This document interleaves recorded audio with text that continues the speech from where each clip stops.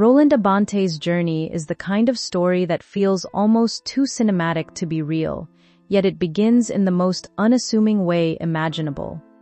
Long before cameras, international audiences, or standing ovations, there was only a small coastal community in southern Cebu, Philippines, where life moved with the rhythm of tides rather than timepieces.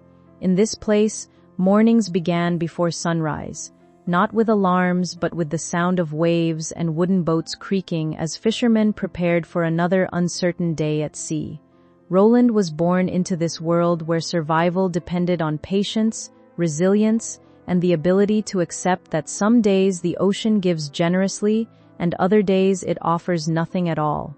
Nobody looking at that quiet boy growing up among fishing nets and saltwater winds could have predicted that his voice would one day travel far beyond those shores. Yet stories like his rarely announce themselves early.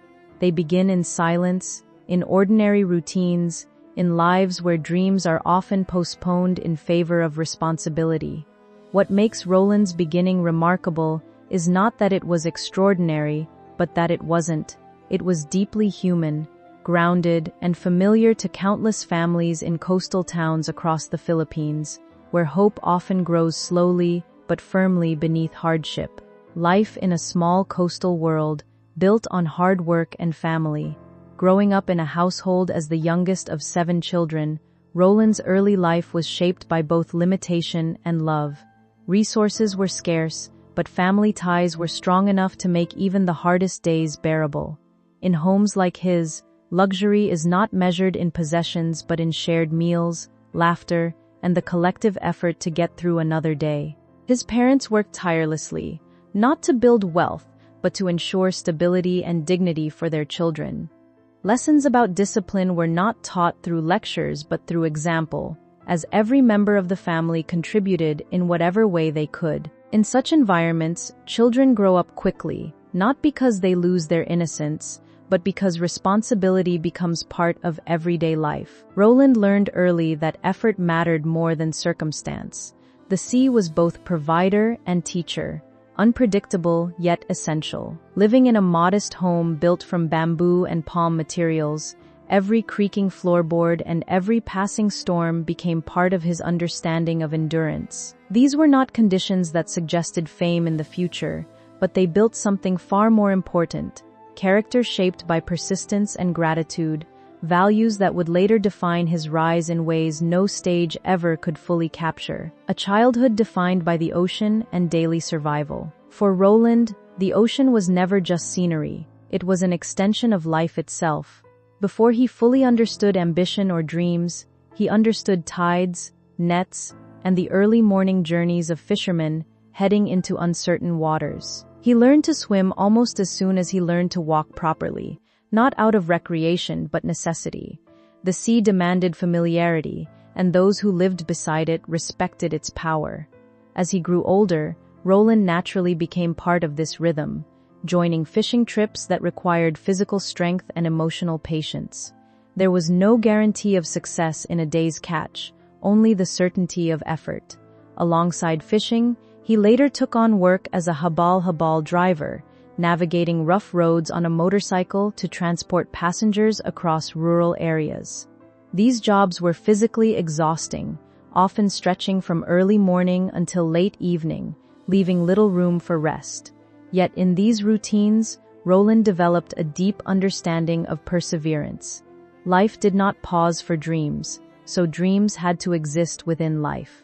It is in this balance between survival and aspiration that his story begins to take shape, quietly preparing him for a future he had not yet imagined, but was already being shaped for. Music hidden inside everyday life and quiet moments. Even in a life defined by labor and responsibility, music found a way to exist around Roland. In the Philippines, karaoke is more than entertainment. It is culture, expression, and emotional release woven into everyday living. Whether in small neighborhood gatherings, family celebrations, or simple evenings at home, music was always present. Roland often found himself singing not for recognition, but for joy. unaware that these casual moments were shaping something significant within him.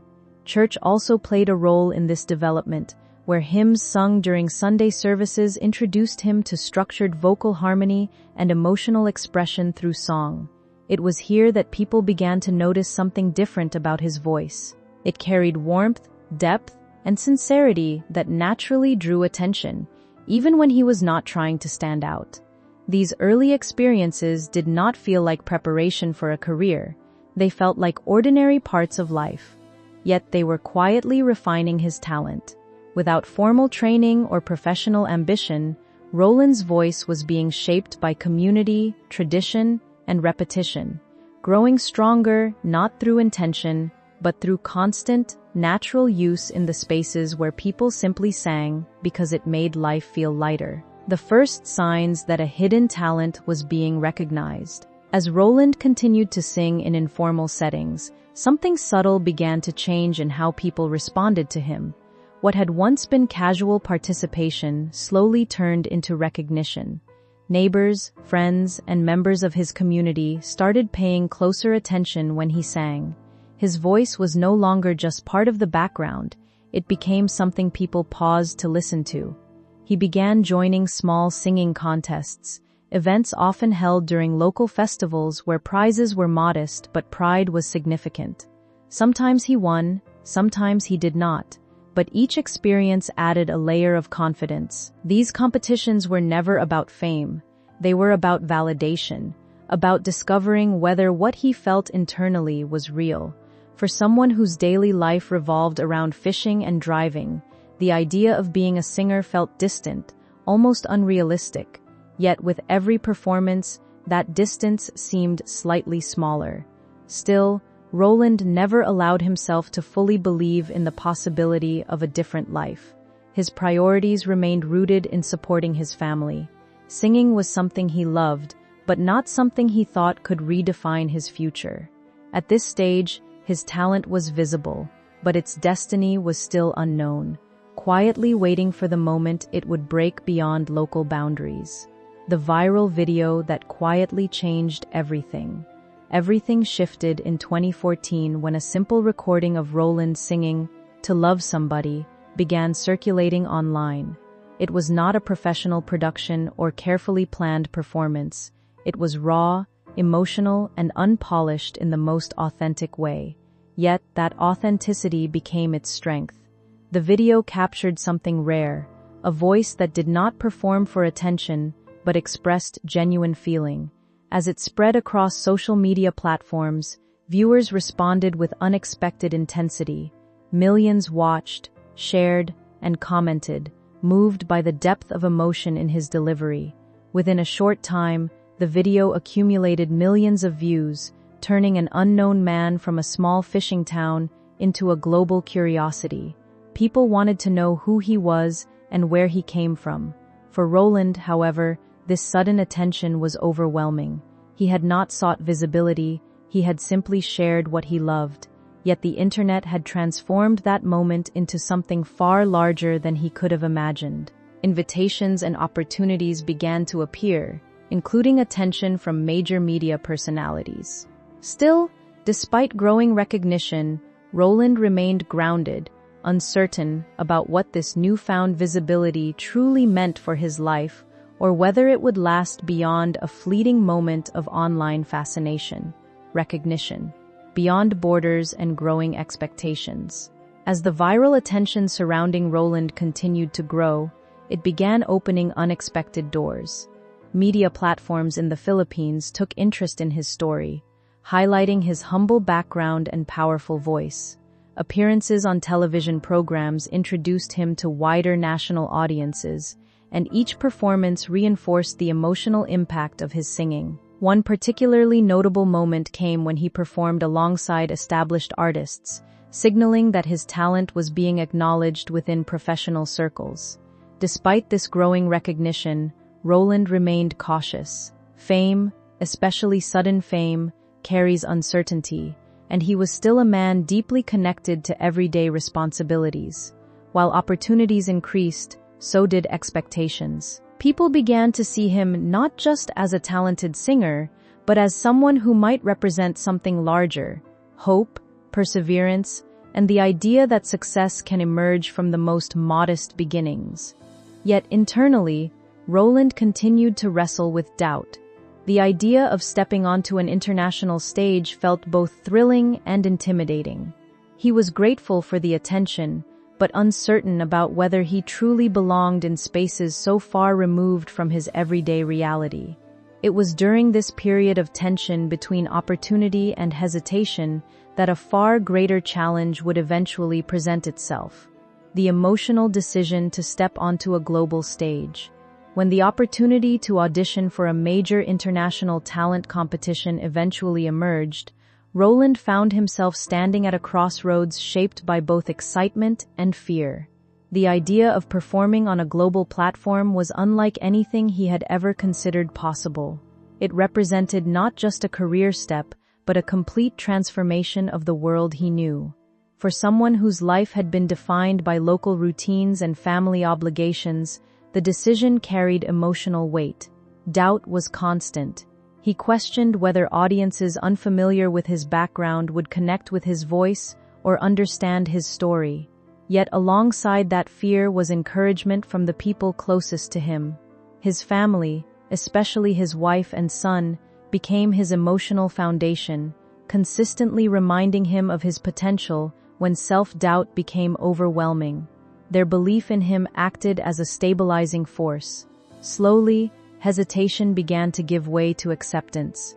Roland realized that this opportunity was not just about personal ambition, it was about representing everything he had come from.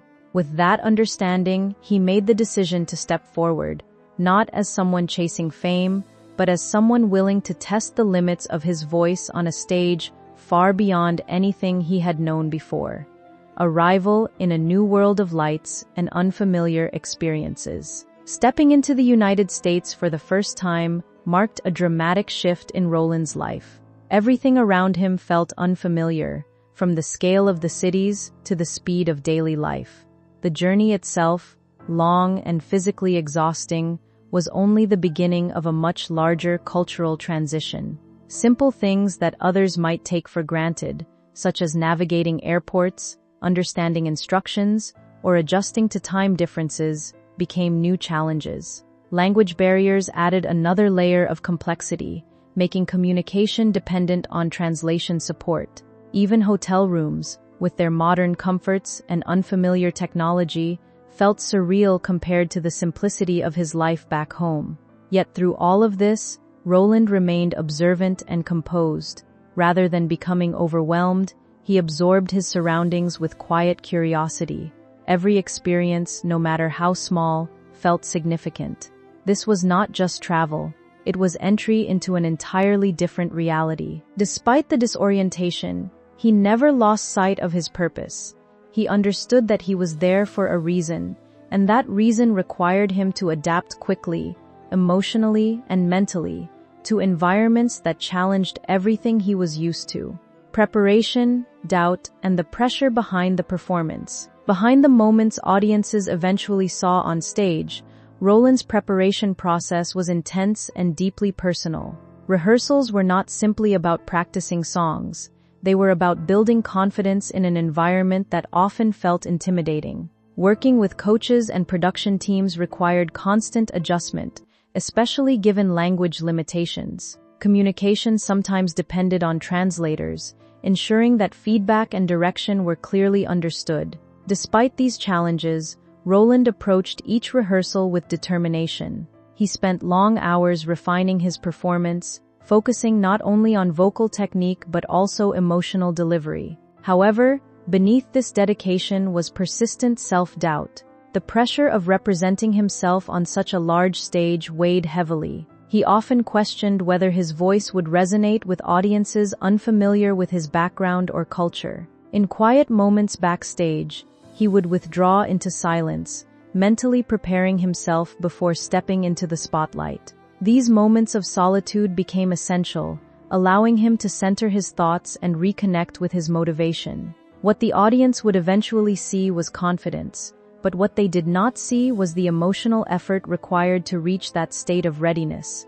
built through discipline, uncertainty, and resilience. The performance that captured global attention. When Roland finally stepped onto the stage, the atmosphere carried both anticipation and uncertainty. For him, this moment represented the culmination of years of effort, struggle, and hope. As he began to sing, something shifted in the room. His voice carried not only technical strength, but emotional depth, shaped by lived experience. It was not just a performance, it was a reflection of a life marked by hardship, perseverance, and quiet determination. The audience responded almost immediately, drawn into the sincerity of his delivery. There was something universally relatable in the way he expressed emotion through song, something that transcended language and background. As he progressed through the performance, confidence replaced nervousness, and the stage became less intimidating. By the end, the reaction from both audience and judges was overwhelmingly positive. Applause, standing ovations, and emotional responses confirmed that his voice had made an impact. For Roland, however, the most meaningful aspect was not the recognition itself, but the realization that his journey from a small coastal town had reached people far beyond anything he had ever imagined possible. Life after the spotlight and expanding his journey. Following his appearance on the international stage, Roland returned to a world that had changed significantly. While he remained grounded in his identity, opportunities began expanding in ways that reflected his newfound recognition. Concert invitations, tours, and live performances allowed him to connect with audiences across different countries. Each event reinforced the emotional connection people felt toward his story. Fans were not only drawn to his voice but also to the authenticity of his journey. Beyond performances, he also began exploring creative and entrepreneurial efforts, including developing merchandise that reflected his personal values and background. These projects were not driven solely by commercial goals, but by a desire to share meaning and inspiration. Despite growing visibility, Roland maintained a strong connection to his roots. He continued to view success not as an endpoint, but as an ongoing responsibility. Every performance, every appearance, and every interaction with fans became part of a larger narrative that extended beyond entertainment. His journey was no longer just about personal achievement. It was about maintaining authenticity while navigating the complexities of a rapidly expanding career, giving back and building a legacy for the future.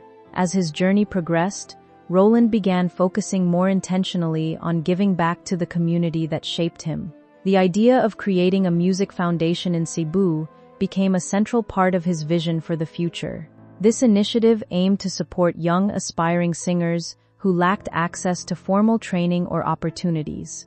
Having experienced similar limitations himself, Roland understood the importance of encouragement and exposure. His goal was to create a space where talent could be nurtured regardless of financial background. Beyond institutional plans, he also began personally engaging with young artists in various communities, offering mentorship and sharing his experiences. These interactions were deeply meaningful, both for him and for those he guided. His story became a source of motivation for many who saw reflections of their own lives in his journey. Through these efforts, Roland transformed his success into something larger than individual achievement. His legacy began to take shape not only through music, but through impact, demonstrating that true success often lies in the ability to inspire others to believe in possibilities they may not have considered before. Returning home with a changed sense of identity and purpose. When Roland returned to the Philippines after his international exposure, the world he stepped back into was physically the same, but emotionally transformed. The familiar sights of Cebu, the fishing boats, the coastal roads, the everyday noise of community life were unchanged, yet his perception of them had shifted. What once felt like an ordinary environment now carried deeper meaning, as if every corner of his hometown reminded him of how far he had come. People greeted him differently too, not with surprise anymore, but with pride, as though his journey belonged to them collectively. Yet Roland himself did not treat his experience as a separation from his roots. Instead, he saw it as an extension of them.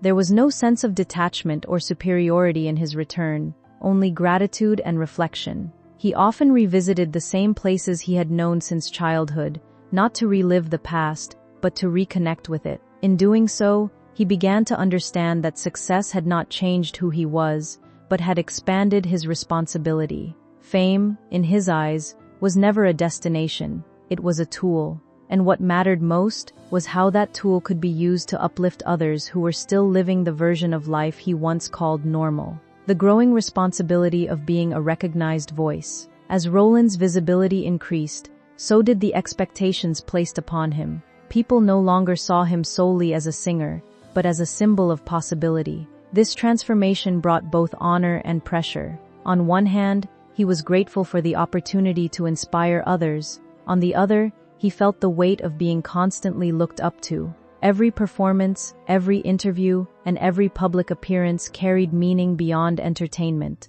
His voice had become something people associated with resilience, and that association was not something he took lightly. There were moments when he reflected on whether he was doing enough, whether his actions matched the inspiration people found in his story. Yet he never allowed that pressure to overshadow his humility. Instead, he treated it as motivation to remain grounded and intentional. He understood that influence, especially when unplanned, requires care. What made his journey unique was that he never actively pursued the role of a public figure representing hope. It emerged naturally from his lived experience. And now, navigating that responsibility meant balancing personal life with public expectation, a challenge that required emotional maturity as much as talent. The emotional depth behind his original music. As time progressed, Roland began channeling more of his personal experiences into original music. This shift marked an important evolution in his artistic identity. Rather than focusing solely on covering songs or performing existing material, he started creating work that reflected his own story in a more direct and personal way. These compositions were shaped by memory, hardship, gratitude, and transformation. Each lyric carried fragments of his life, from early mornings at sea to moments of doubt before stepping onto global stages. His music became less about showcasing vocal ability and more about expressing truth. This approach resonated deeply with listeners who connected not just with his voice, but with the honesty embedded within it. Writing music also allowed Roland to process his journey in a reflective way. It gave structure to emotions that were often difficult to articulate in conversation. Through songwriting, he was able to revisit parts of his past not as burdens, but as sources of meaning. His creative work became a bridge between where he came from and where he was heading, allowing audiences to experience his story not just as spectators, but as participants in its emotional landscape. Mentorship and the quiet transformation of young dreamers. One of the most meaningful aspects of Roland's post-fame journey has been his commitment to mentorship. Instead of distancing himself from his origins, he actively returned to communities similar to the one he grew up in. In these spaces, he met young individuals whose talents often remained hidden due to lack of opportunity. For many of them, seeing someone from a similar background achieve international recognition was transformative. Roland's presence alone became a form of encouragement, but he went further by listening to their stories, observing their performances, and offering practical guidance. These interactions were not formal or structured in a traditional sense. They were personal and grounded in shared experience. He often emphasized discipline, humility, and patience, reminding young aspirants that talent alone is not enough without persistence. What made his mentorship impactful was not authority, but relatability. He was not speaking as someone removed from their reality, but as someone who had lived it. Through these engagements, he helped cultivate belief in places where doubt had long been normalized, slowly contributing to a cultural shift in how young dreamers viewed their own potential. A journey that continues beyond the stage. Roland Abante's story does not end with fame or applause. Instead, it continues to evolve with each new chapter he creates. From a quiet fishing village in Cebu to international stages, his journey represents the unpredictable nature of talent, opportunity, and perseverance. What makes his story compelling is not just the transformation itself, but the consistency of character he has maintained throughout it. He remains deeply connected to his origins, carrying with him the values shaped by hardship, family, and community. His voice, once heard only in small gatherings and local events, now resonates across continents, yet it retains the same emotional authenticity that first drew attention. As he continues to perform, mentor, and build initiatives for future generations, his influence extends beyond music. It becomes a message about resilience, humility, and the power of believing in one's path even when it seems uncertain. Ultimately, Roland's journey illustrates that success is not defined solely by recognition, but by the ability to transform personal experience into something that uplifts others, ensuring that the story continues far beyond any single stage or moment.